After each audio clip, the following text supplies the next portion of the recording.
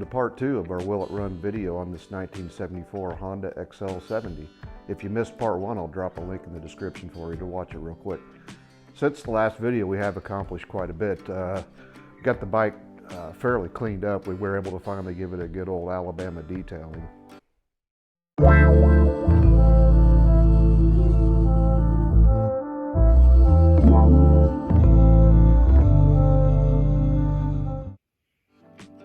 As you can see, compared to the previous video, it cleaned up real nice. Yep, it's monoshock. Got it that way. I'll take care of that shortly. Taking a look up here, if you recall, it was extremely crusty previously. And then she's got a proper keychain now, so you know things are getting serious. As part of the cleanup process, I tried a couple new products.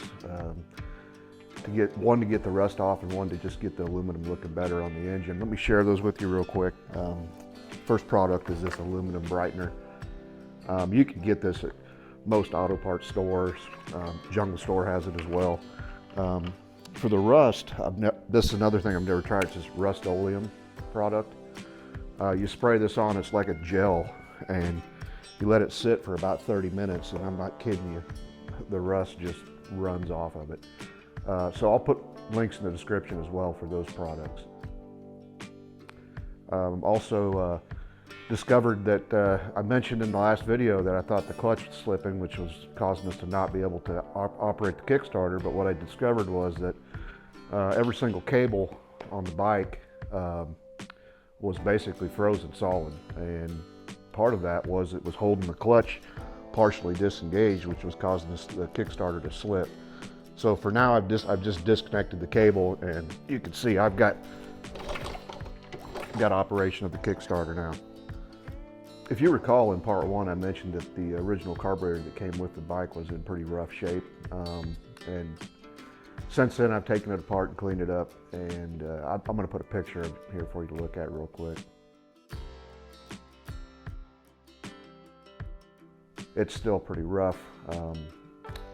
I would have preferred to rebuild that carburetor, but as I got to looking into it, in order to buy the good OEM parts to rebuild the carburetor is going to be well over $100. So I just went ahead and I hung on to it. I'll address that another day. In the meantime, I purchased an aftermarket reproduction carburetor from a company called REMX.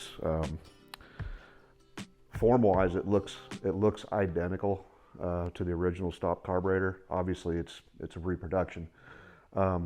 But we're going to give that a try. It was only like $60-some, and we'll see how that works out for now. And then maybe later on down the road, we'll rebuild that original one and get that on there. So I'm going to go ahead and get situated here, and we're going to jump right into putting this carburetor on, because this is really the last thing we need to do to get this bike to a point to whether or not we're going to find out if it runs. Okay, just to clarify real quick, I did put a new throttle cable on this, going back to where I mentioned earlier that the cables were all froze up. Also had to put a new throttle tube on there for the grip that actuates the cable. So we should be good to go there.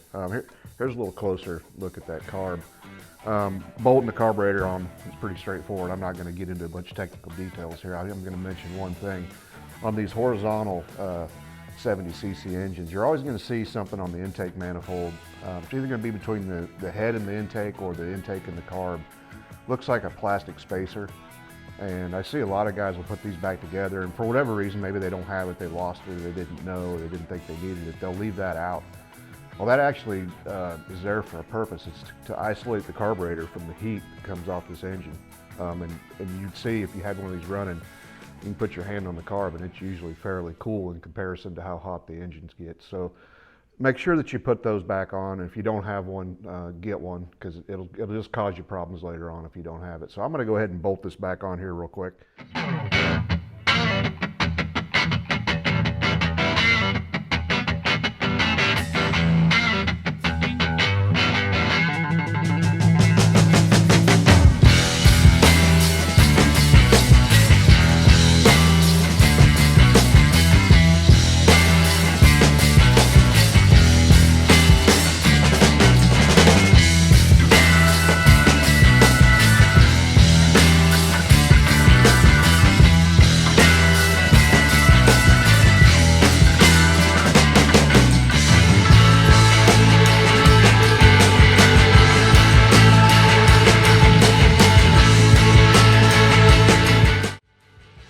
Okay, she's on there. One last thing to do, and that's muffler, which I don't have. Don't have a muffler, but I do got part of the CT70 muffler. I'm going to slap that in there, and we're just going to roll with that for now. Again, when you're doing the muffler, there's a few things that you got to look at. There's two collars that go up in there. These go right here up against the flange that goes up into the head, and then also there's a crush gasket that goes inside there. Just make sure you check inside your head before you put a new one in there. A lot of times there'll be one stuck up in there and it's kind of hard to see. If you just take a small screwdriver, you can pop that right out of there. I'm going to throw this on, and then we're going to see if we can get this thing running.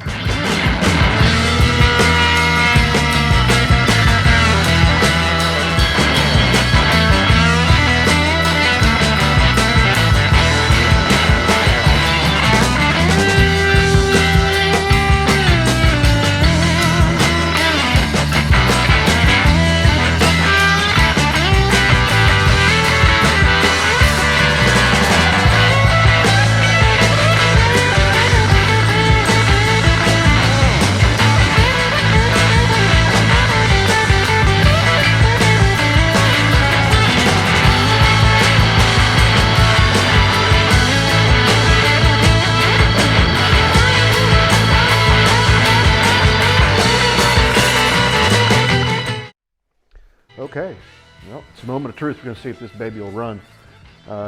As previously discussed, the gas tank still needs some work, so in the meantime I went ahead and hooked him up to the trusty IV bottle with a little bit of ethanol-free fuel.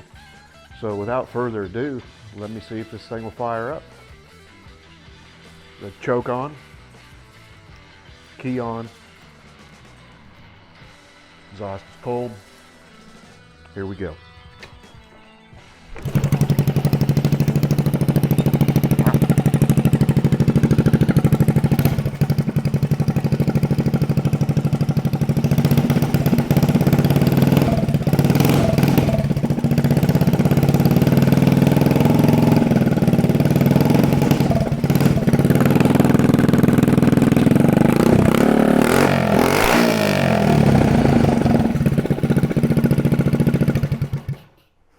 Okay, I think that proves the point well enough.